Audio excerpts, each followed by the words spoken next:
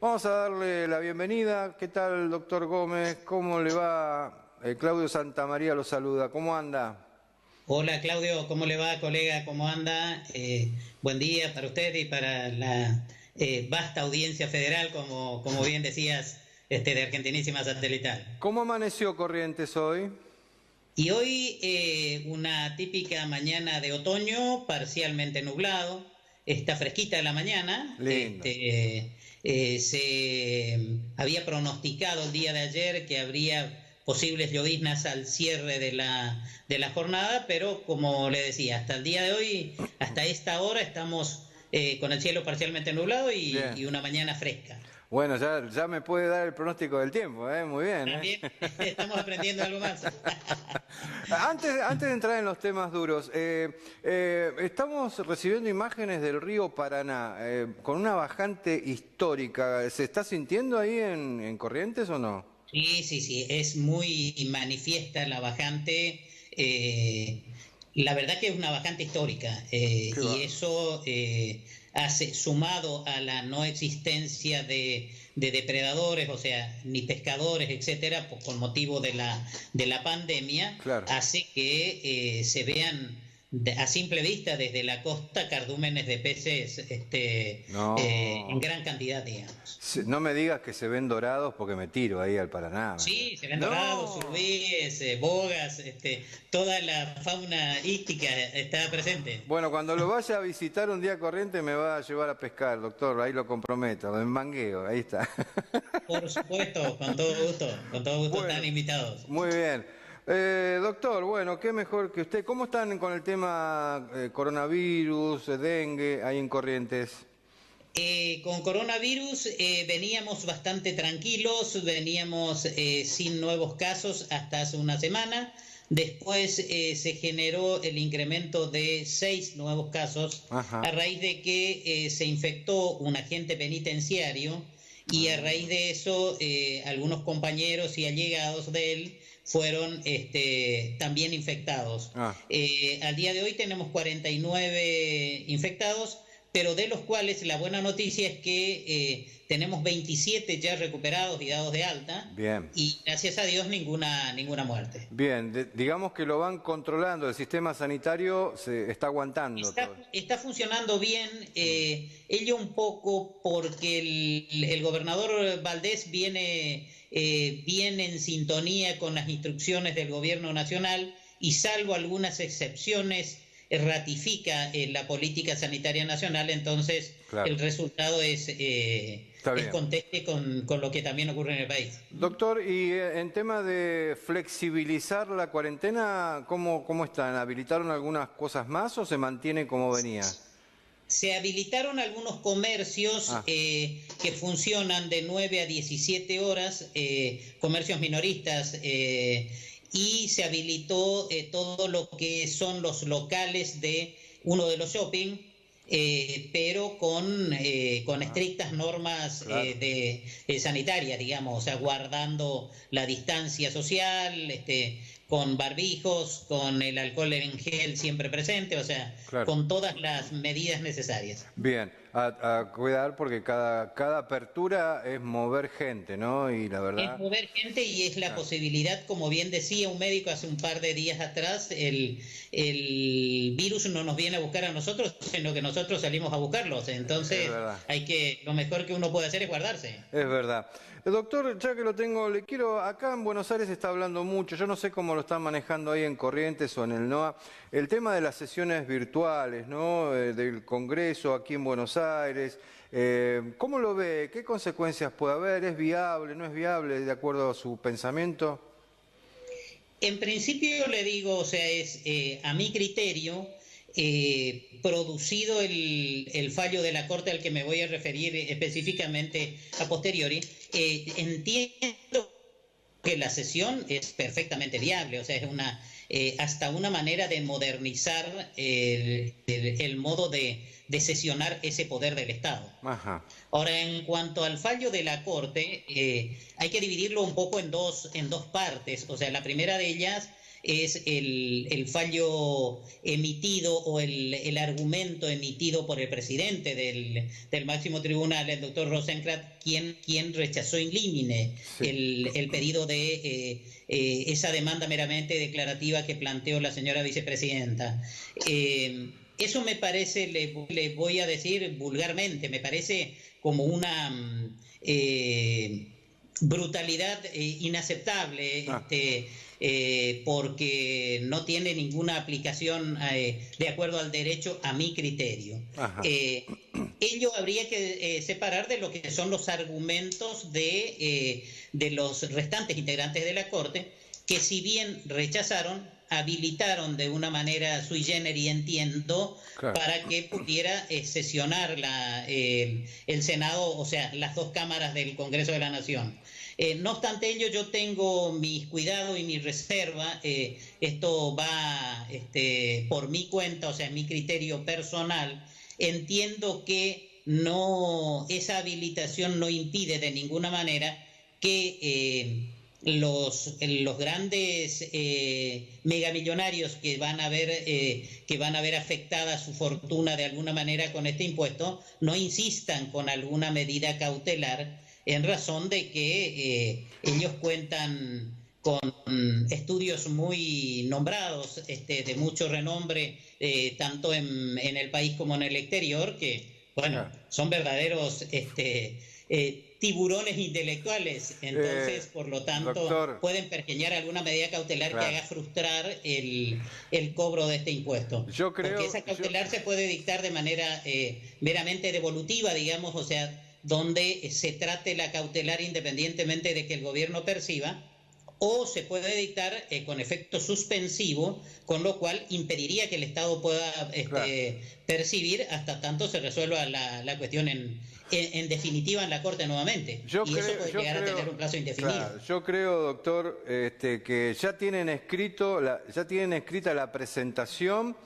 sabiendo que va a ser aprobada la ley, y vuelve otra vez a la calecita judicial, y ahí pasa el tiempo y ya sabemos. Y lo lamentable de todo esto es que no es lo mismo la recaudación que pueda hacer el Estado en este momento, que es donde la pandemia y la herencia recibida implica la necesidad imperiosa de contar recursos por parte del Estado, sino que con el pasar del tiempo ese dinero ya no va a ser lo mismo, más allá de que se resuelva favorable o desfavorablemente, porque tampoco sabemos cuándo se va a resolver. Eso se puede resolver en 1 año, 2 o 10, o sea, ¿quién sabe? Hay causas, doctor, que están dictadas desde el año 2001, 2003 y que nunca se han resuelto. Y el caso del Correo ya tiene 18, 19 años, ¿no? Y no se resuelve nada. Claro. Sí. Bueno,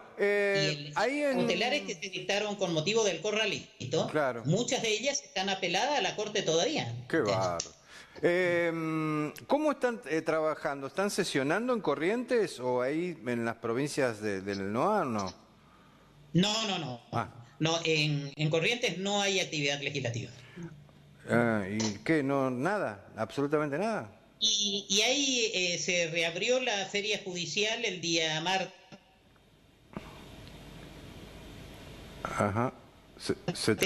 De esta semana, también de una manera muy online, no hay atención al público, se han suspendido todas las audiencias. O sea, no hay práctica, en la práctica no hay actividad. Y están suspendidos todos los términos procesales, por lo tanto, hasta el día 10 de mayo.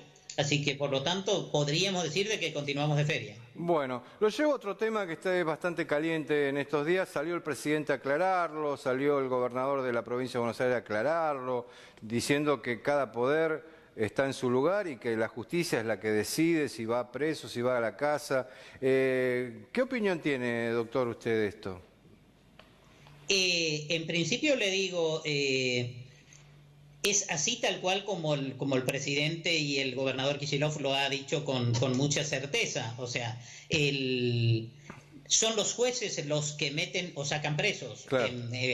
básicamente. Pero por otro lado hay una realidad que la población carcelaria, que ha crecido de manera geométrica en el último gobierno macrista, se ha incrementado en un 40%. Eso ya entró en crisis en el año 2016, 2017 y ya se hablaba de la necesidad de poder ir liberando a los presos que tienen cumplido gran parte de su condena, gente que ya tenga salidas transitorias por trabajo, pero nunca liberar de la manera como entiendo, Claro.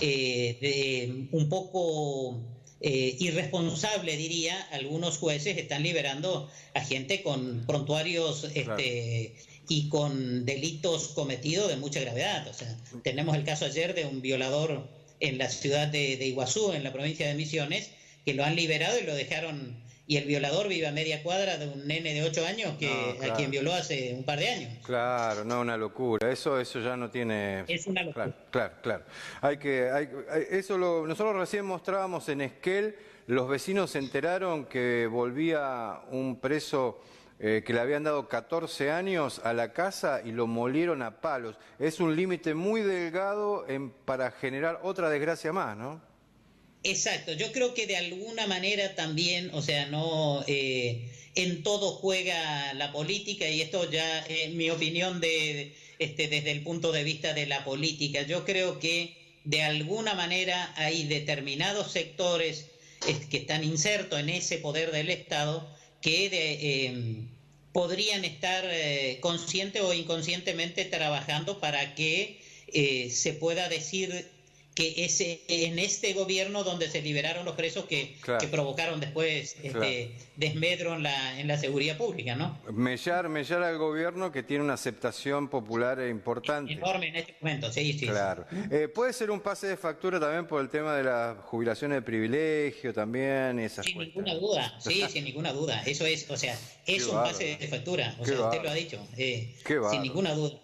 Y eso baja en línea desde la Corte para hacia los tribunales inferiores. Claro. Bueno, yo sé que le gusta mucho también la economía, doctor. ¿Cómo se imagina la economía después de todo esto que está pasando en la República, en el mundo, ¿no? Recién estábamos viendo un artículo de la ONU que ya está anunciando que se van a quedar sin trabajo aproximadamente 1.500 millones de habitantes en el mundo. Traslademos el pago chico a la Argentina, que vamos a tener también los problemas. ¿Qué economía usted espera que resulte aquí? Bueno, mi criterio, después de seguir, como creo la mayoría de los argentinos, la noticia al día de lo que va pasando, y uno va haciendo el análisis político más que económico. Yo no soy economista, pero es que lógicamente que después de pasada esta situación de cuarentena, que si bien no sabemos cuándo va a ocurrir, es posible que en un par de meses se termine. Yo creo que vamos a transitar una delicada situación económica que seguramente, entiendo, se va a trasladar a gran parte del año próximo. Claro. Ahora, terminado ese periodo y como no se va a abonar, todo parece que no va a haber erogaciones para el cumplimiento de los servicios de la deuda externa, todo ese dinero volcado hacia el consumo interno, digamos, puede llegar a generar lo que yo le llamaría una suerte de economía de posguerra, digamos, o sea, donde el dinero circulante en el interior más toda la necesidad que el habitante común vino postergando con esta cuarentena, más ese periodo al que hacía referencia de que vamos a transitar de mucha pobreza, puede llegar a generar una suerte de aliento para la economía y volver ahí a funcionar el engranaje que nos va a permitir seguramente ir saliendo airoso en un par de años, donde entiendo podríamos tener hacia fines del mandato de Fernández podríamos llegar a tener ya una economía estable y recuperada. Se hace largo eso, ¿eh? Es largo. Se va a hacer largo, sin ninguna duda, y el inconveniente fundamental es que las pymes tienen puesta la camiseta como la mayoría de la gente, del común de la gente, digamos. Pero los grandes empresarios, como se puede ver, Claro. no, la sensibilidad no es justamente lo que le caracteriza. No, claro. ¿Cómo está la cuestión allí en Corrientes? ¿Hay persianas abiertas? ¿Está cerrado todo? ¿Cómo lo está manejando? Y sí, o sea, todo lo que refiere a las excepciones de los productos alimenticios, etcétera, eso estuvo funcionando siempre. Bien. El servicio público de transporte a medias Ah, y como le decía, el comercio minorista a partir de este lunes pasado, o sea, a partir de esta semana, está funcionando también a medias, digamos. está bien. Pero se comienza a sentir Ujú, ya el coletazo claro. Sí, claro. de la pandemia en lo Seguro. económico, no obstante que está muy menguado por el Estado que está muy presente. O Claro, la sea, ayuda, claro. cada 2 o 3 días hay algún subsidio que se integra, Claro. hay algún aporte del gobierno nacional que va menguando la necesidad de los más débiles, Está obviamente. bien. ¿Qué pasa con la provincia? Porque hay varios que ya están viendo que en mayo les va a ser complicado pagar sueldos, están pidiendo ayuda al gobierno nacional. ¿Cómo estaría Corrientes por ahí? Y no escapa de Claro. la generalidad.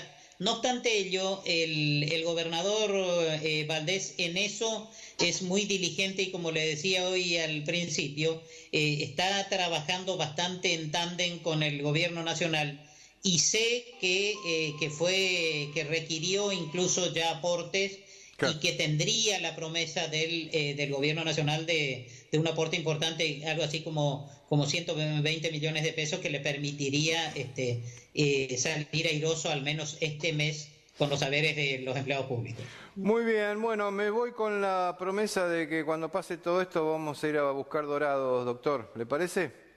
Con todo gusto, está formalmente invitado. Muchísimas gracias. Le mando un Bueno, abrazo. bueno, Cuídese mucho, buen por día. favor. Gracias. Gracias. Ahí hablábamos con el doctor Oscar Gómez sobre diversos temas que tienen que ver con lo nacional y con lo provincial también, en vivo, en directo con la provincia de Corrientes.